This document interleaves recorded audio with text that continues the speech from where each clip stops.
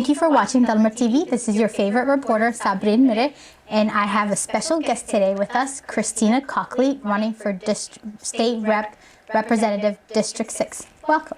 Thank you. Thank you for having me. I'm excited to be here. Yes, us too. I wasn't aware that you were running for District 6. That's my district. Can you tell us a little more about yourself? Absolutely. So again, my name is Cristine Cockley. I'm the Democratic nominee in Ohio House District 6. I've been in Columbus for about a decade, and I've spent about half that time living on the hilltop. My background is in public administration. I'm a two-time graduate from the John Glenn College of Public Affairs, and I've spent my career working in nonprofits. Oh, I'm glad to hear that. Okay, so I have some questions written down, and to start off with is, how did your early experiences shape your passion for public services? Good question. So I actually grew up walking in more parades than I've watched, canvassing in my neighborhoods, and volunteering for the Richland County Democratic Party. My mom actually became the first female judge in Richland County, and watching her go through the campaign process and serving our community really shaped my idea of public service and what it looks like. It takes somebody who is hardworking, who's dedicated, and able to listen to the constituents that they serve. So I really take that work ethic, dedication, and compassion that my mom taught me into my everyday life. Perfect. I'm glad to hear that. What particular challenges did you face advocating for employees? You worked for human resources. What challenges have you faced helping with, people in general? Yeah, I think the biggest thing, oftentimes in the workplace, if you have a disability that is not visible, there's not a lot of resources for you. Because of this, I've spent a lot of time advocating for those types of people like myself. One thing is the idea of advocating for people with a disability through education, creating policies and programs that work for people with a disability, and creating an overall work environment that's more accessible. Perfect. And as far as crime and drug-related issues, there are majority of it in our district. If elected, what strategies or procedures would you place to reduce the crime rate? Yeah, safety is a major concern on the west side and across all of Ohio. I support common sense gun reform. This includes reinstating license to concealed carry, red flag laws, and background checks. In addition to that, drugs are a very big problem. We need to bring more compassion and empathy into the addiction space and provide and invest in more wraparound services. Perfect. Great. And then as far as our youth in our district, many of them face mental health issues and then limited opportunities. What specific initiatives would you implement to support and uplift the youth? Good question. First and foremost, we need to support the counseling profession and get more counselors into schools. Every school should have a clinical licensed counselor for students available. And then in addition, we need to support youth engagement programs that exist in the Hilltop and over on the west side. Specifically, I think of the Hilltop Public Library. I think of Highland Youth Garden, Step in the Right Direction, Hilltop USA. All of these organizations provide youth engagement programs that we need to continue to invest in so they can maintain their programs and also expand them. Perfect. And what made you run for a state representative? Yeah, I see a lot of extremism at the State House and people working there who do not have the lived experiences of those that live in my district. And so I looked at that and thought to myself, we need somebody with empathy and somebody with strength that can go and advocate for our most vulnerable neighbors at the State House.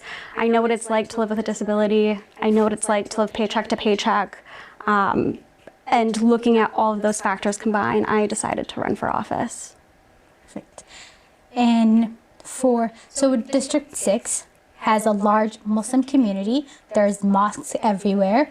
And what steps would you take to support the Muslim community and ensure their cultural and religious backgrounds are respected? Absolutely. Part of being a state representative is continuous learning and getting to know the people that make up the community. Before the primary election, I went to my first mosque with my friend Cawther, and it was an incredible experience. It was beautiful. I saw youth engagement. I saw a wedding happening at the mosque, and everybody was so welcoming and willing to help educate me and make me feel comfortable. And so part of being able to ensure the Muslim community has their cultural and religious aspects of their life protected by the state is going into the community and getting to know the people within it. I also intend to host State House Advocacy Days and continue to go into the district for events to get to know the community and best serve them. Perfect. Thank you. We look forward to getting to know you. And living in the Hilltop, you've seen the West Side firsthand. What are some specific intuitives you would advocate to bring resources and support for our community? Yeah, I am most excited for State House Advocacy Days. That is when the people within the district and Ohio in general can come in and tell me about the work that they do, the experiences that they've had. I can take that advocacy and turn it into support for the community and help support the initiatives that exist and also expand upon them. So I mentioned the Hilltop Library having great programs, Highland Youth Garden. I want to be able to take the initiatives that exist and help to maintain them and expand them by providing funding and advocacy support. Perfect. Okay, and then as someone deeply involved in social justice and empowerment through the WYCA, what changes do you hope to see in terms of racial and gender inequalities in Ohio? Yeah, absolutely. Racism is a public health crisis. Black women are 3 times more likely to die during pregnancy than their white counterparts. Simultaneously, infant mortality rates in Black communities are significantly higher while there's less resources. And at the State House, I want to help serve these communities that are disproportionately impacted by the healthcare system. And to do so, we can put caps on life-saving drugs, and we can invest in diversifying the healthcare field to make sure that people of all backgrounds are getting the treatment that they need, have access, and are trusted in making healthcare decisions for themselves. Great. I wasn't aware about that statistics. Yeah. Glad to hear that. Oh, wow. I know, isn't it horrifying? It is. And you think about when you go into the healthcare system, a lot of people who don't look like the traditional person that the healthcare system is built off of, they're not trusted to make their own healthcare decisions. They're not believed if their pain level is higher than, when they ask you on a scale of 1 to 10 how you're feeling. Healthcare providers are less likely to believe a Black woman about their pain levels than they are like a white counterpart going into the same scenario. And so we really just need to diversify the workforce so we can have people who look like us and are trained to treat people who look like us and make sure that we're getting the healthcare that we deserve and we need and we're trusted when we are feeling discomfort when we go to the healthcare provider. Definitely. And then, so what resources would you implement to avoid any racial inequalities? Yeah, I think training is huge. At my current role with YWCA Columbus, I've done a racial equity training. I think investing in safety initiatives so more people want to go into healthcare. For example, nurses are very prone to workplace violence, and so making sure that we can give them the safety measures that they need so more people want to go into the profession. That also includes providing funding support and loan support for people who want to go into the profession, and encouraging people with diverse backgrounds to go into the workforce and go into healthcare. And lastly, making sure that we put a cap on life-saving drugs like insulin. Perfect.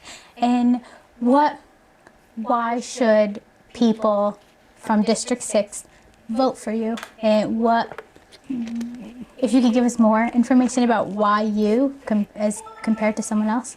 Yeah, absolutely. I've lived in this district for a really long time. My background is in public service. The 2 years that I did do in the private sector, as doing HR and talent acquisition, I really enjoyed, but during my downtime, I still felt a longing to be engaged with public service, and so I still volunteered and worked part-time within the nonprofit sector because public service is so important to me.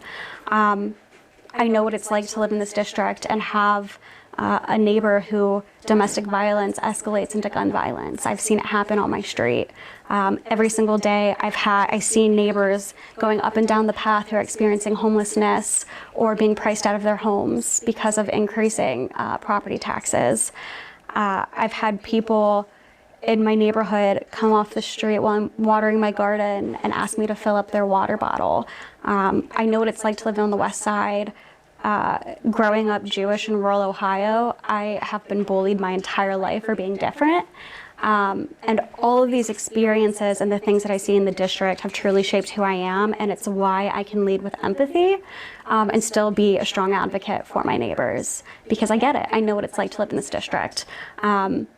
Some of my favorite things on the campaign trail when I knock on a few doors, some of the things I've heard is, oh my gosh, it's Cristine from the coffee shop. And so I really am engraved in this community.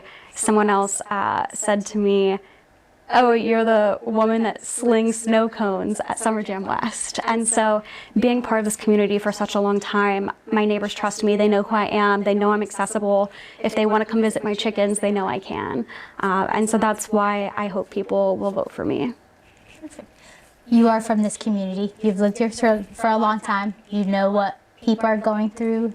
You can advocate for them, stand for them, and fight for their rights. Absolutely. Absolutely. Perfect. Well, I'm glad to meet you. And this is Dalmar TV. We have Cristina Cockley with us from District 6.